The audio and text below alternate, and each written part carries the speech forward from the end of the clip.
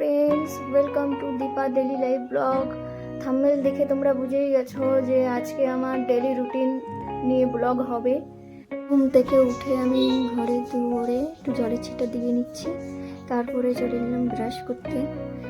Brush করতে করতে পাখিদের আওয়াজ কত ভালো লাগে, এরকম ভোরের সময় কত পাখি গুনগুন করে গান গায়। তোমাদের শুনতে কেমন লাগে? আমার তো ভালোই লাগে। কাজ করতে করতে ভেবে নিই সারাদিনে কি কি কাজ করব, কোন সময় কোন কাজটা করতে হবে। এরকম ভেবে কাজ করলে কাজ করতে অত অসুবিধা হয় না, টাইম মতন সব কাজ হয়ে যায়। এই যে দেখতে পাচ্ছ কত বড় মাচাং, শসা গাছ ছিল বর্ষার সময়, তারপরে ঠান্ডা আসার পর এখানে লাউ গাছ লাগিয়েছি। তো লাউ গাছটা তো অত ভালো হয়নি, আর ঝিঙে গাছও কিছু লাগানো হয়েছে, কি হবে কে জানে। তো কথা বলতে বলতে আমার ব্রাশ করাও কমপ্লিট। যাবো চা বানাতে। আহানের বাবাও উঠে গেছে, উঠার সাথে সাথে চা লাগে। আমি আর আজকে চা খাবো না, আহানের বাবাকে দিয়ে আমি বাসি কাজগুলো করে নেব, যেসব কাজ আমার বাকি আছে। ছেলেও এখন ঘুমাচ্ছে। বেডরুমে চলে যাব, জানলা খুলে খাটের চাদর বিছানা সব গুছিয়ে টুছিয়ে খাটটা ভালো করে ঝেড়ে আবার নতুন করে পেতে গুছিয়ে রাখবো।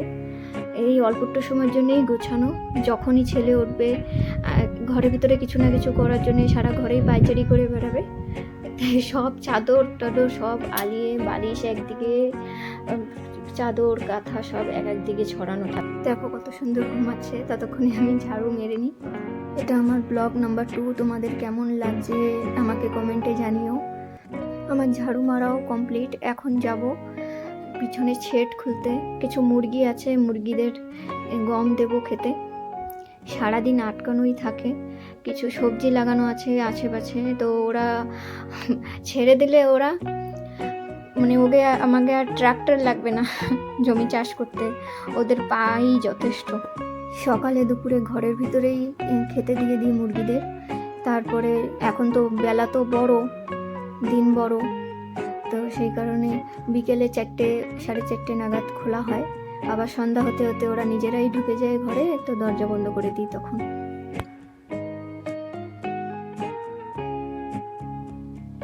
এটা দেখতে পাচ্ছ রাস্তা, আমি ঝাড়ু মারছি। তো আমাদের ঘরের সামনে এরকম চওড়া ফুটপাত আছে, তো একবারে আমাদের উঠোনেরও কাজ হয়ে যায় আর লোকেদের যাওয়া আসার কাজও হয়ে যায়। ধ্যান দিয়ে দেখলে তোমরা দেখতে পারবে ওই পাশে ড্রেনের ভিতরে লঙ্কা গাছ লাগিয়েছি আমরা।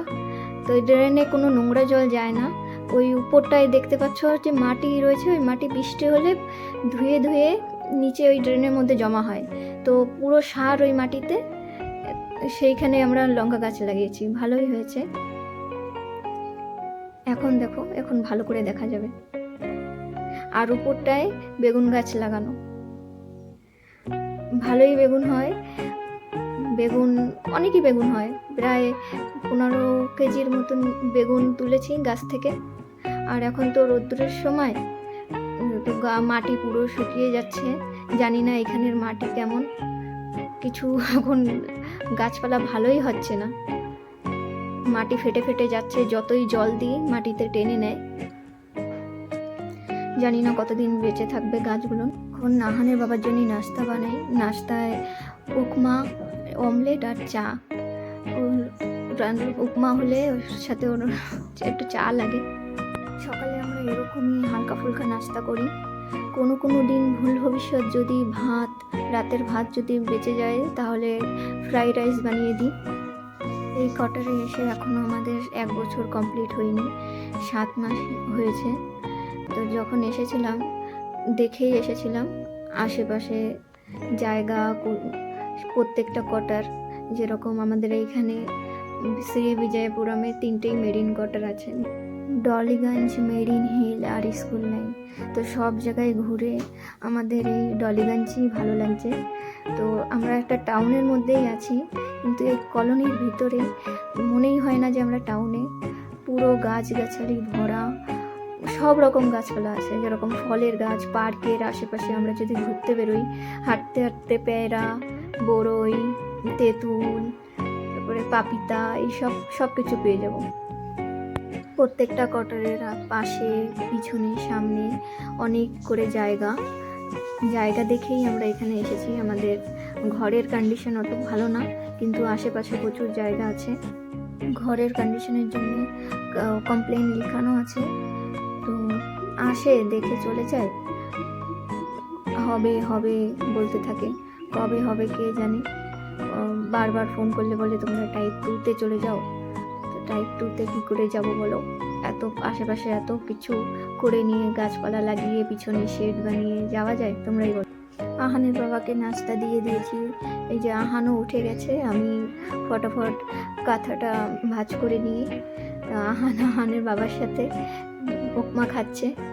বলে ঝাল নেই তো? আহানের বাবা বলে না নেই, খাও। এই যে দেখো, আহানের বাবা যাচ্ছে ডিউটি আর আহান কান্না করে, ওরে স্কুলে ছাড়া লাগবে। বললাম না তোমাদের, স্কুলে যাওয়ার সময় বায়না করে।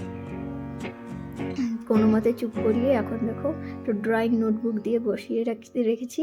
তো ড্রয়িং করতে থাকুক, ততক্ষণে আমি ওর টিফিন বানাই। টিফিনে ওকে আমি আজকে শসা দেবো।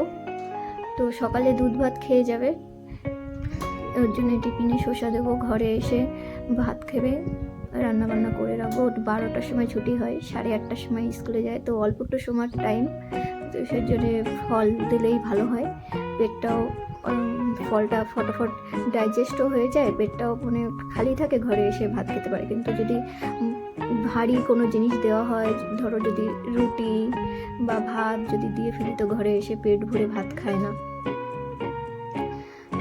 এখন জলের বোতল টোতল ব্যাগের মধ্যে গুছিয়ে নিচ্ছি, টিফিন সব কিছু, তারপরে ওকে রেডি করব।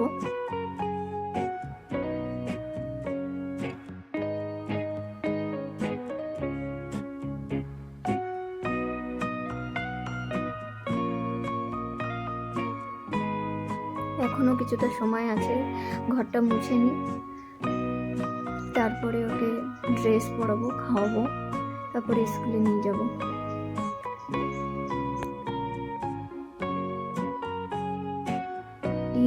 করবার সময় একদম স্থির থাকে না, এদিক ওদিক হাত দিয়ে এদিক ওদিক হাত হিলাবে, পা হিলাবে, দাপা দাপি সব করবে। না, আমি ওকে এখন খাইয়েও নিচ্ছি দুধ ভাত, আজকে দুধ ভাত খাওয়াবো। ছেলেটা 3-4 দিন ধরে সর্দি, কিছু খেতে পারে না, কি করা যাবে? তাও তবুও তো খাওয়া লাগবে, ছোট মানুষ, না খেলে হবে? স্কুলে গিয়ে ভালো মতন খাবে কি খাবে না, কোনো দিন তো টিফিন রিটার্নও নিয়ে চলে আসে। আমাদের গোছানো হয়ে গেছে, আমরা এখন যাচ্ছি আহানকে ছাড়তে।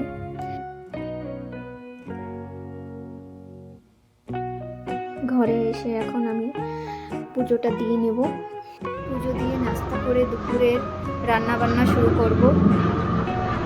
আবার আহানরে আনতেও যেতে হবে, তাড়াতাড়ি কাজটা কমপ্লিট করে নিলেই ভালো, নাহলে আমি আমার রান্নাঘরে কাজ করতে থাকবো, তো বাইরে থেকে রোদ্দুরে ঘুরে বেড়াবে, আশেপাশে সবার ঘরে যাবে, লোকেদের ডিস্টার্ব করবে। তার থেকে ভালো আমি আগে থেকেই রান্না বান্না করে নিই। এখন পুজোটা দিয়ে নিচ্ছি।